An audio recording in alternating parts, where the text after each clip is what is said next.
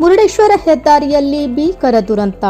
ವಿದ್ಯುತ್ ಕಂಬಕ್ಕೆ ಕಾರು ಡಿಕ್ಕಿ, ಮಾಜಿ ಸೈನಿಕ ಸ್ಥಳದಲ್ಲೇ ಸಾವು, ಮೂವರಿಗೆ ಗಾಯ.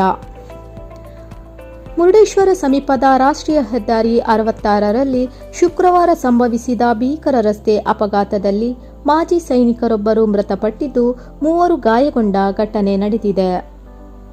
ಮುರುಡೇಶ್ವರ ರೈಲ್ವೆ ನಿಲ್ದಾಣದ ಎದುರು ಈ ದುರ್ಘಟನೆ ಸಂಭವಿಸಿದೆ.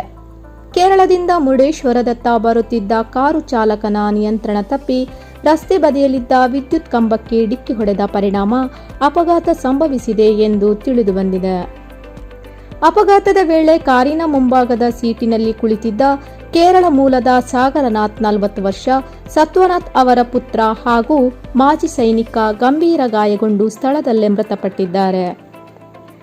ಘಟನೆ ಸ್ಥಳದಲ್ಲೇ ಕೆಲಕಾಲ ಆತಂಕದ ವಾತಾವರಣ ನಿರ್ಮಾಣವಾಗಿತ್ತು. ಕಾರಿನಲ್ಲಿ ಪ್ರಯಾಣಿಸುತ್ತಿದ್ದ ಇನ್ನು ಮೂವರು ಗಾಯಗೊಂಡಿದ್ದು, ಸ್ಥಳೀಯರ ಸಹಾಯದಿಂದ ಅವರನ್ನು ತಕ್ಷಣ ಆಸ್ಪತ್ರೆಗೆ ಸಾಗಿಸಿ ಚಿಕಿತ್ಸೆ ನೀಡಲಾಗುತ್ತಿದೆ ಎಂದು ತಿಳಿದುಬಂದಿದೆ.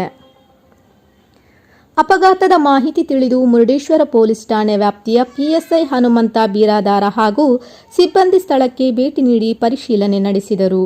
ಮೃತದೇಹವನ್ನು ಮರಣೋತ್ತರ ಪರೀಕ್ಷೆಗೆ ರವಾನಿಸಲಾಗಿದ್ದು, ಪ್ರಕರಣ ದಾಖಲಿಸಿಕೊಂಡು ತನಿಖೆ ಕೈಗೊಳ್ಳಲಾಗಿದೆ. ಕರಾವಳಿ ಸಮಾಚಾರ ನ್ಯೂಸ್ ಬ್ಯೂರೋ.